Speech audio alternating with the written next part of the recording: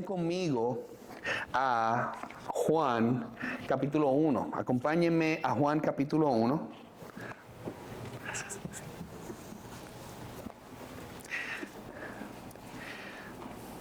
Versos 1 al 18.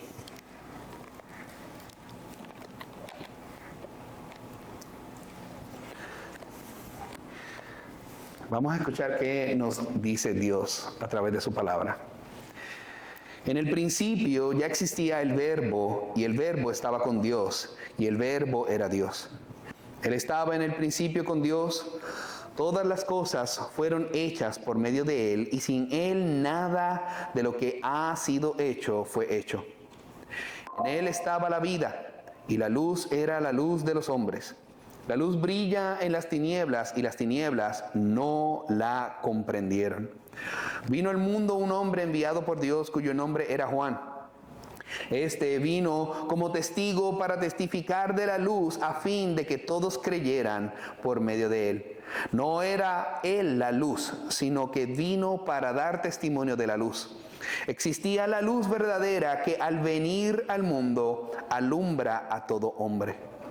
Él estaba en el mundo, y el mundo fue hecho por medio de él, y el mundo no lo conoció.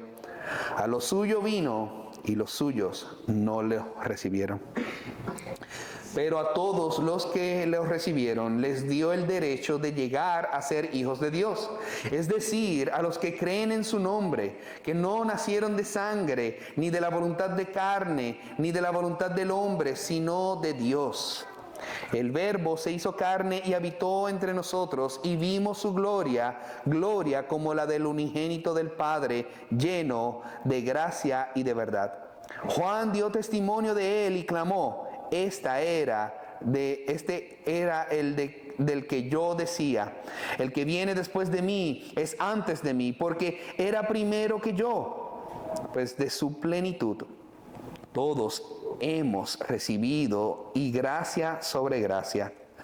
Porque la ley fue dada por medio de Moisés, la gracia y la verdad fueron hechas realidad por medio de Jesucristo. Nadie ha visto jamás a Dios, el unigénito de Dios que está en el seno del Padre. Él lo ha dado a conocer. Bendita es su palabra. Amados, no sé si ustedes saben que hay momentos en nuestra vida en que las expresiones de nosotros se pueden quedar cortas cuando nos encontramos con algo tan grandioso, tan cautivador, tan más allá de nuestra propia comprensión, que solo podemos maravillarnos en silencio. Los versículos que nosotros que acabamos de leer en Juan, del 1 al 18, nos guían hacia uno de estos momentos que son sobrecogedores. Estas líneas no son meramente poéticas, son profundamente poderosas. Corren el velo del tiempo y el espacio, llevándonos al reino de la eternidad, poniéndonos cara a cara con el misterio y el esplendor del Verbo encarnado, Jesucristo mismo. Pero la belleza del Evangelio es que no nos deja ahí como meros espectadores. Nos anima a acercarnos a Él. Como la experiencia de Lucy con el león de Aslan en uno de los libros de C.S. Lewis sobre las crónicas de Narnia. Hay un momento en ese libro que se contempla el rostro grande y sabio de Aslan, un león.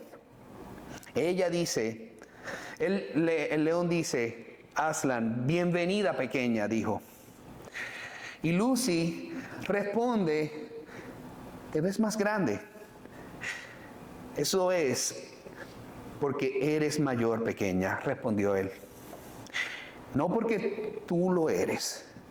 Yo no lo soy, porque cada año que crezcas, tú me encontrarás más grande. Así también nosotros, los creyentes, estamos destinados a crecer en una visión más amplia de Cristo. No porque Él cambie, sino porque nosotros cambiamos, madurando y creciendo, y podemos apreciarlo más hermosamente. A medida que nosotros vamos envejeciendo, nosotros vamos madurando y volvemos a su palabra y comenzamos a ver cuán magnífico es realmente nuestro Salvador. Así que hoy, al profundizar en este texto, maravillémonos ante la hermosura del Verbo encarnado. Y que salgamos de este encuentro con una visión de Jesús más grande de lo que nunca hemos tenido. El glorioso prólogo de este evangelio de Juan presenta a Jesús como el Verbo encarnado y desarrolla esta verdad mostrándonos 3 aspectos de quién es Cristo. El primer aspecto que nosotros vemos está en los versículos 1 al 5 y nos habla de su grandeza. Así que, iglesia, levanta tus ojos y contempla la gloria de aquel que fue, que es y que siempre será. Deja que tu corazón tiemble y tu alma se regocije, porque en el principio era el Verbo. Antes de que el tiempo marcara su primer segundo, antes de que las galaxias fueran arrojadas al cosmos, antes de todo eso, el Verbo era. No comenzó, simplemente era. Eterno, increado, divino. No se convirtió, no, vino Él a la existencia, sino que Él era. Juan utiliza deliberadamente estos términos que en el original habla traducido como el Verbo para referirse a Jesús.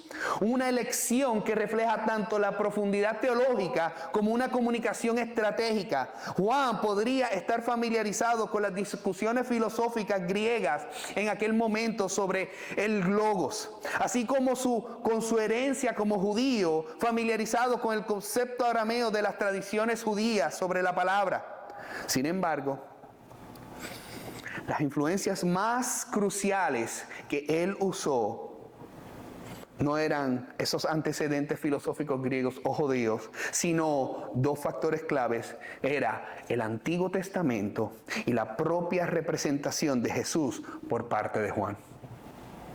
Juan hace eco intencionalmente del relato de la creación en el Génesis al abrir su evangelio con "en el principio", invitando así a todos los lectores a poder interpretar a Jesús, el Verbo, a la luz del discurso creativo que nosotros vemos en Génesis capítulo 1.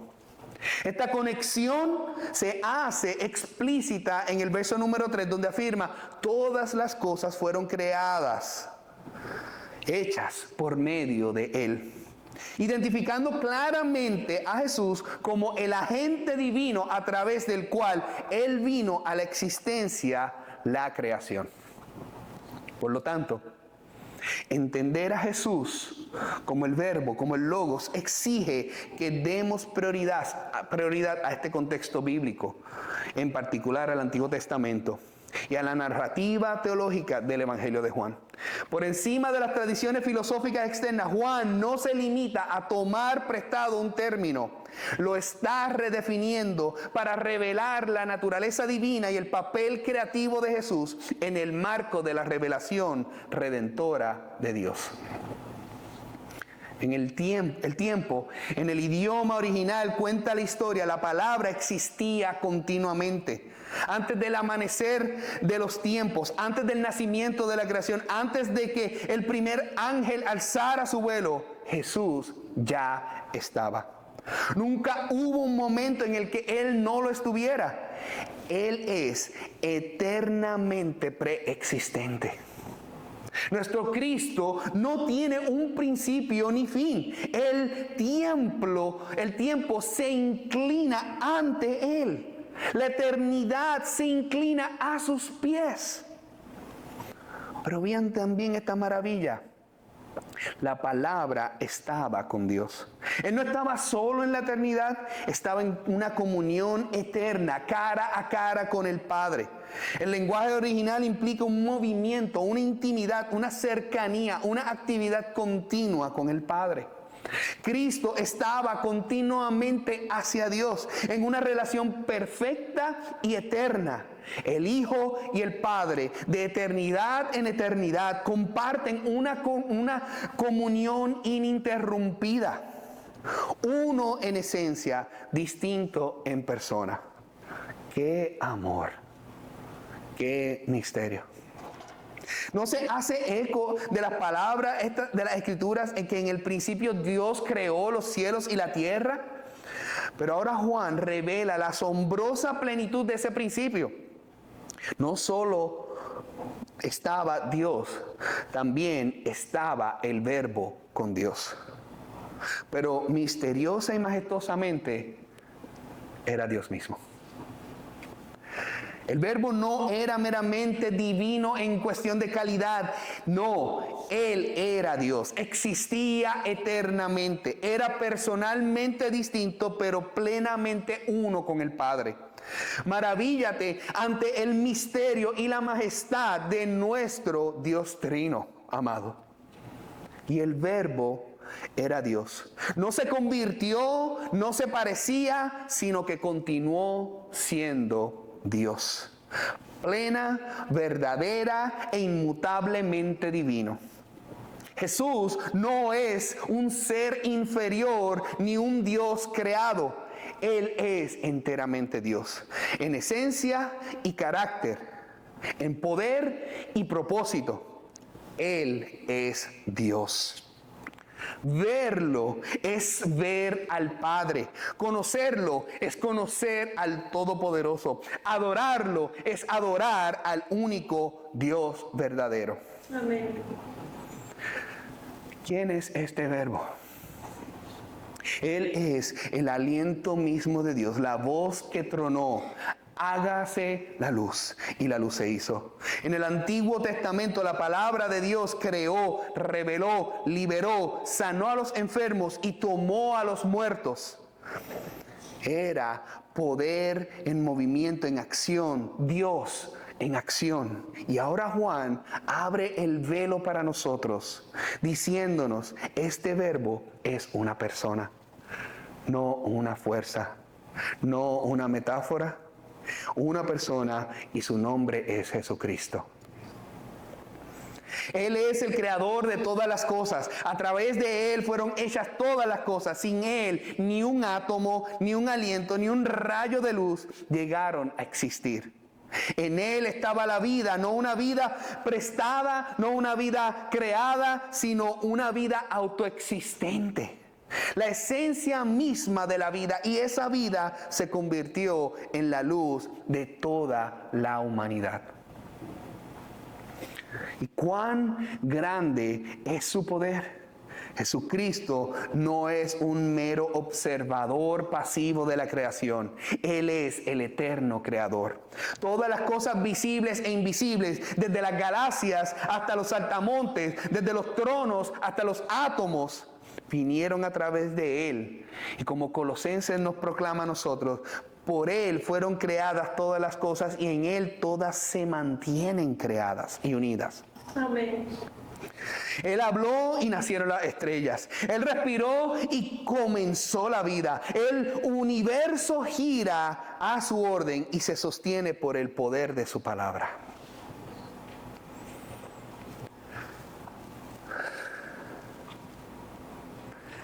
La luz brilla en la oscuridad, nos dice. Todavía brilla en el día de hoy y va a continuar brillando en el día de mañana.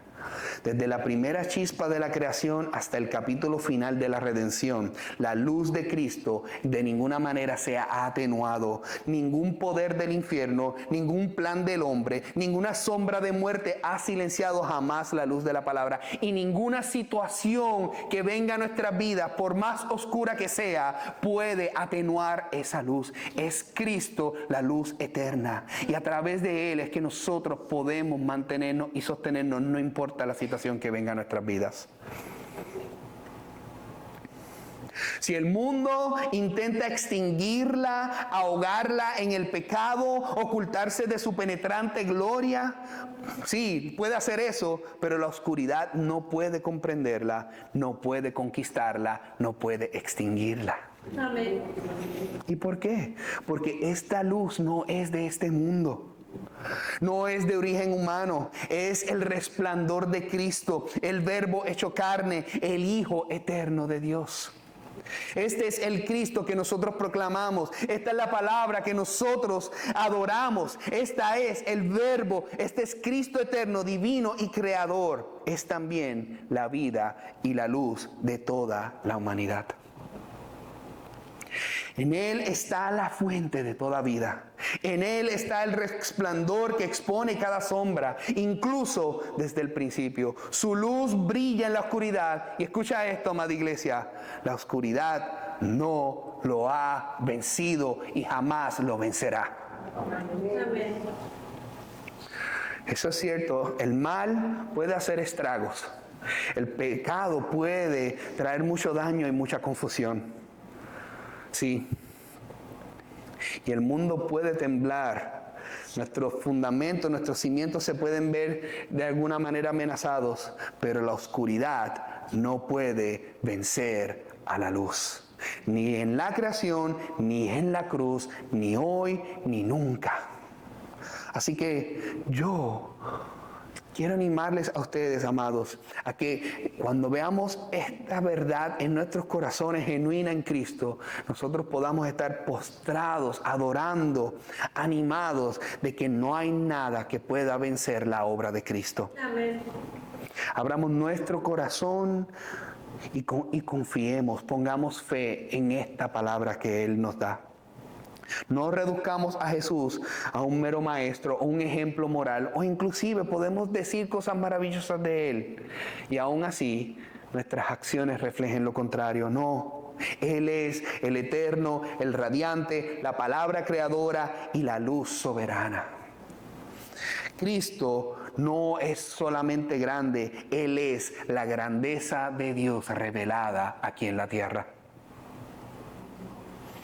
Lo segundo que nosotros vemos es su testimonio, versos 6 al 15. Juan, quien se llama a sí mismo el discípulo amado en el Evangelio, bajo inspiración del Espíritu Santo, declara una verdad asombrosa. Antes de que Jesús caminara por los polvorientos caminos de Galilea, antes de que hablara de paz a la tormenta o llamara a los muertos de la tumba, Él estaba con Dios, Él era Dios. Ahora, eterno, preexistente, increado, sin embargo, cuando llegó el momento de que la luz divina atravesara la oscuridad del mundo, Dios envió un hombre delante de él, no un salvador, sino un testigo de él. Ese nombre es Juan el Bautista. No pasemos esto por alto. Juan fue enviado por Dios, no se autoproclamó, no era un místico errante, sino un profeta tan seguro de su misión como Moisés ante el faraón o Isaías ante el trono. Su misión, dar testimonio de la luz, preparar al mundo para la revelación del Hijo de Dios. No era una tarea ordinaria, era un llamado divino que lo arraigó en el corazón mismo de la historia redentora. Pero no nos equivoquemos. Juan el Bautista no era la luz. Su papel no era deslumbrar o atraer seguidores a sí mismo, sino señalar incesante, humilde e impecablemente a Jesús. En esto, Juan modela lo que significa ser un verdadero testigo. Desviar la autoglorificación, exaltar a Cristo por sobre todas las cosas y decir con toda claridad, Él debe crecer, pero yo debo de disminuir. ¿Y qué hay de la luz misma? Esta luz, la verdadera luz, la auténtica revelación de Dios entró en el mundo que Él había creado. No desde lejos, no a través de un símbolo o una sombra, sino encarnado, caminando entre nosotros, hablando con voz humana, envuelto en carne y sangre. Esta no era una deidad distante, era Dios irrumpiendo en la historia. La luz no solo vino a brillar, sino a dividir las tinieblas. a exponer la oscuridad, a revelar la verdad. Todo hombre lo ve, nadie puede permanecer indiferente a su resplandor. La luz atrae o repela, pero nadie puede ignorarla. ¿Y cómo respondió el mundo ante esa luz? Aquí es la trágica ironía que debería llevarnos a nosotros a las rodillas, porque nosotros estábamos en un momento así. El mundo no lo conocía. El mundo que debía su existencia misma a la palabra estaba ciego a su presencia. Y aún peor, Él vino a los suyos, a su propia casa y a su pueblo elegido, y no le recibieron. El Dios de Abraham entró en la vida de los hijos de Abraham y ellos lo rechazaron. Sin embargo, no todos lo negaron. A los que sí lo recibieron, a los que creyeron en su nombre, les dio el derecho de convertirse en hijos de Dios. Nacidos no de sangre, ni de la voluntad de carne, ni del hombre, sino nacidos de Dios. Este es el milagro del Evangelio. La luz que expone también ilumina. La palabra que juzga también salva. El testimonio de Juan no cayó en oídos sordos. La luz no dejó de brillar y la palabra no volvió vacía. Entonces, ¿qué diremos en respuesta? Iglesia, ahora nosotros somos testigos como Juan. No somos la luz, no somos los salvadores, no somos los Mesías, ni hacedores de milagros, pero somos enviados. Enviados a dar testimonio, enviados a testificar, enviados a reflejar no nuestra propia luz, sino la luz de Cristo. Enviados a voz alta en el desierto de un mundo que aún no reconoce a Cristo. He aquí el Cordero de Dios que quita el pecado del mundo. Proclamemos la verdad con audacia. La luz ha venido al mundo. Aunque la oscuridad no lo ha entendido, no lo ha vencido. La luz aún brilla. Caminemos en ella, señalemos a la luz y vivamos y muramos como Juan, como testigos de Cristo. Amén. No importa la situación, Cristo es más grande. Por nosotros mismos sería realmente aterrador llevar esta obra. Queridos, no nos desanimemos por el rechazo de la palabra, no nos desanimemos porque alguien defraude en nuestras vidas, sino que aunque el mundo que Él creó no lo reconoce y su propio pueblo lo rechace, este no es el final de la historia. Es solo el comienzo de una gloria más profunda. Porque todos los que lo recibieron, aquellos que mostraron tal fe, el Verbo dio el derecho de convertirse en hijos de Dios. Estas personas disfrutan del privilegio de convertirse en el pueblo del pacto de Dios. Un privilegio perdido por el propio pueblo del Mesías. Aquellos relacionados con Él por naturaleza y por la gracia del antiguo pacto. Pero maravillémonos de esto. No son meros invitados, no son meros seguidores temporeros, sino hijos. Nacidos no de la línea de sangre o de la voluntad humana, no de la ascendencia o del esfuerzo, sino nacidos del mismo Dios. Esa es la hermosura, que no se trata de un nacimiento natural, sino sobrenatural. Es el nuevo nacimiento en Cristo. Es la obra soberana del Espíritu que llama a la vida donde no la había. El nuevo nacimiento es un acto de Dios. Aquellos que reciben su palabra, que creen en su nombre, son los mismos nacidos de Dios. ¿Eres tú nacido de Dios? Amén. Recibirlo es confiar en su nombre, no solo una etiqueta, sino su propio carácter, en su persona. No importa lo que suceda en nuestras vidas, creer en su nombre es ceder a sus afirmaciones, descansar en sus promesas, confesarlo con gratitud, aunque se vea todo nublado. Esta es la fe que se convierte en vista y la creencia que se convierte en nacimiento. No perdamos la gloria escondida en la humildad de este verbo hecho carne. En este punto, la encarnación del verbo se articula de una manera muy impresionante. Si Juan se hubiera limitado a afirmar que el verbo eterno tomó forma humana o adoptó un cuerpo físico, cualquier otro lector caería en este dualismo del pasado por alto, pero pasando por alto el profundo significado.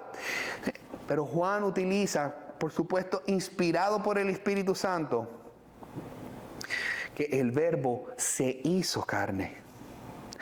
La cláusula de este versículo alude a Éxodo capítulo 33, donde dice que la tienda de reunión era el lugar donde el Señor hablaba con Moisés cara a cara, como hablaba un hombre con su amigo. Y fue allí donde Moisés oyó el nombre divino pronunciado por Dios mismo, seguido por la palabra de Dios, escrita en dos tablas de piedra.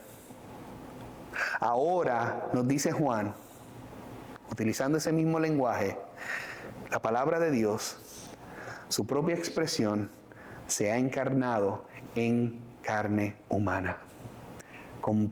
Contempla la maravilla de lo que Dios está haciendo. Dios se ha mudado a nuestro pueblo. Dios está aquí con nosotros. La palabra eterna, Jesucristo, no permaneció distante. Lo estábamos cantando hace unos minutos atrás, que Dios, Jesucristo, anda con nosotros. Se acercó, plantó su tienda entre nosotros. No se trata solo de un lenguaje poético, se hace eco del Antiguo Testamento, tabernaculizó, donde Dios se reunía con su pueblo en el desierto. Esa tienda sagrada, construida exactamente como Dios lo ordenó, era un lugar de encuentro divino. Y ahora nos dice Juan, el mismo Dios ha venido a morar con nosotros, no en una tienda hecha por manos humanas, sino en carne humana misma, hecha por Él. Lo que una vez fue sombra es ahora sustancia. La gloria que llenaba el tabernáculo ahora caminaba entre nosotros en la persona de Jesús. Hemos visto su gloria, no distante, no velada, sino brillando a través de su vida, sus milagros, su compasión, su cruz y su resurrección. No es solo el poder o majestad desde lo lejos, es gracia y verdad. Así como Moisés suplicó una vez para ver la gloria de Dios y se le mostró la bondad de Dios, su misericordia, amor y fidelidad, ahora vemos esa misma gloria en Cristo Jesús. El resplandor del corazón de Dios, compasivo, misericordioso, abundante en amor inquebrantable. Jesús no vino a buscar gloria para sí mismo, vino a revelar el corazón del Padre, vino a salvar, vino a sanar, vino a perdonar, a invitar a otros a esa gloria, a reconciliar, a reconstruir, a habilitar, todo bajo su propio poder. Así que que nos maravillemos de su gloria y de su majestad, que podamos adorarlo a Él. El Verbo se hizo carne y Dios se ha mudado y su gloria está llena de gracia, gracia tanto para ti como para mí. El mundo puede burlarse, Y muchos pueden seguir rechazándolo, pero en cada generación queda siempre un remanente, los nacidos de Dios. Sé uno de ellos, cree y recíbelo, porque el hacerlo entras en la misma casa de Dios, revestido de la dignidad de su Hijo y heredero de la gloria que solo el Padre puede otorgar. Si aún todavía hay alguien aquí que no ha respondido al Evangelio, te imploro que levantes tus ojos, no a lo que se ve, sino a lo que se promete. El mundo no lo conoció, pero tú puedes conocerlo. El Verbo fue rechazado, pero tú puedes recibirlo. Y si lo haces por su gracia y a través de la fe, no te encontrarás como un extraño, sino como un hijo del Rey. Amén. Último punto que nosotros vemos en los versículos 16 al 18 es que vemos su gracia. De su plenitud todo hemos recibido gracia sobre gracia ya dada. El pacto de la ley dado a través de Moisés fue en sí mismo un regalo lleno de gracia. Dios revelando su voluntad, su justicia, su corazón a un pueblo que vagaba por el desierto. Pero ahora ha venido una gracia mayor, gracia y verdadera a través de Jesucristo, nombrado aquí por primera vez como el ser humano, que no es nada menos que el Verbo hecho carne. Pero por eso Juan dice que hemos visto su gloria, no como la vio Moisés desde una hendidura en la roca, sino como la hermosa gloria que cobra vida, que vive entre nosotros. La gracia del Sinaí da paso a la gracia de la encarnación. La sombra cede ante la sustancia. Esta revelación de paso a la persona que cumple todas las promesas. La ley dada a través de Moisés podía declarar la norma de Dios, pero Jesús, el Verbo, muestra el corazón de Dios. Y sin embargo, esto solo profundiza la maravilla de lo que viene después en el verso 18. Nadie ha visto jamás a Dios. Esta verdad proclamada a lo largo del Antiguo Testamento no es una declaración de distancia, sino de gloria. De la abrumadora santidad de Dios, de la luz inaccesible, Moisés, el amigo de Dios, solo pudo echar un vistazo al resplandor de la majestad divina. Isaías, aunque se le dio una visión del manto del Señor solamente, clamó en ruinas ante esa radiante santidad. Tal es el testimonio consistentemente. Pero ver a Dios como somos sería perecer. La humanidad pecadora no puede contemplar la gloria pura y sobrevivir. Y sin embargo, Juan declara una maravilla. El Verbo se hizo carne, Dios Hijo, el engendrado, el único y amado, se ha dado a conocer. Jesús, Dios mismo, ha desgarrado el velo. El que está en el corazón del Padre, cercano, íntimo, perfectamente unido, ha entrado en el tiempo, se ha revestido de carne y ha caminado entre nosotros. No es simplemente un mensajero de Dios, Él es la narración de Dios. Así como Jesús es vida y resurrección, pan y verdad, también es la palabra y la narración misma de quién es Dios. Oh, amados, yo espero que comprendan esto. Lo que Moisés no pudo ver, lo que Isaías no se atrevía a susurrar, ahora tú puedes conocerlo a través de Cristo mismo. Lo que no era concebible se ha hecho concebible. Lo invisible se ha vuelto visible. Dios ha venido y se ha acercado. Así que no busquemos en otra parte, no busquemos una espiritualidad vaga o visiones. Fijemos nuestros ojos en Jesús, en Él, el Dios que Dios ha hablado, no en truenos o fuego, sino en carne y sangre, en amor y sacrificio.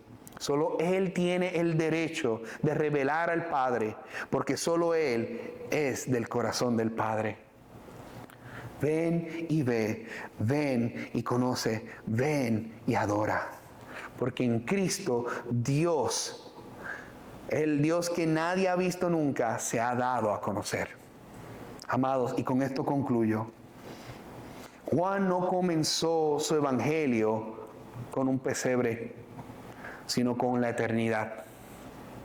Él quiere que nosotros veamos a Jesús no solo como un maestro, no como un hacedor de milagros o incluso un salvador, sino como el Verbo eterno, la gloria radiante de Dios y la fuente de gracia y verdad. Y cuanto más nosotros miramos, más nosotros crecemos, y cuanto más nosotros maduremos, más grande Él se vuelve a nuestros ojos. Como Lucy con Aslan, descubriremos que cada regreso que nosotros venimos a su palabra, al Evangelio, magnifica nuestra visión más de quién es Cristo. Ese es el efecto continuo de las palabras de Juan. No solo nos informan, sino que nos transforman.